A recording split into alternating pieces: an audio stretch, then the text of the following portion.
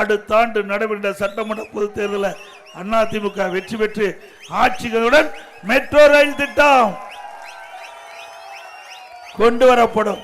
அதனால நம்முடைய மக்கள் ஒரு இடத்திலிருந்து மற்றொரு இடத்திற்கு எளிதாக குறைந்த நேரத்தில் பயணம் செய்யலாம். அதையும் அதிமுக ஆட்சியில் தான் நாங்கள் நிறைவேற்றப்படுவோம். திமுக ஆட்சியில் எந்த திட்டத்தையும் நிறைவேற்ற முடியாது. அதிமுக ஆட்சியில் தொடங்கப்பட்ட திட்டங்கள், முடிவுற்ற பணிகள், ஸ்டிக்கர் ஒட்டி திறக்கிறது தான் திமுக ஆட்சியுடைய சாதனை.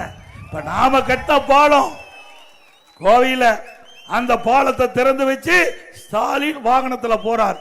சிறப்பா பாலப்பணியில் நடைபெற்றதா குறிப்பிட்டார். அதிமுக ஆட்சியில் கட்டப்பட்ட பாலம் சிறப்பா தான் இருக்கும். திமுக ஆட்சியில் கட்டப்பட்ட பாலம் ஆற்றுல அடிச்சிட்டு போகும்.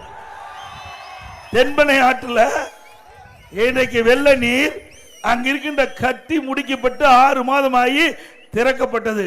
திறக்கப்பட்ட பாலம் அந்த வெள்ள நீரில் அடித்து செல்லப்பட்டது திமுக ஆட்சியில்.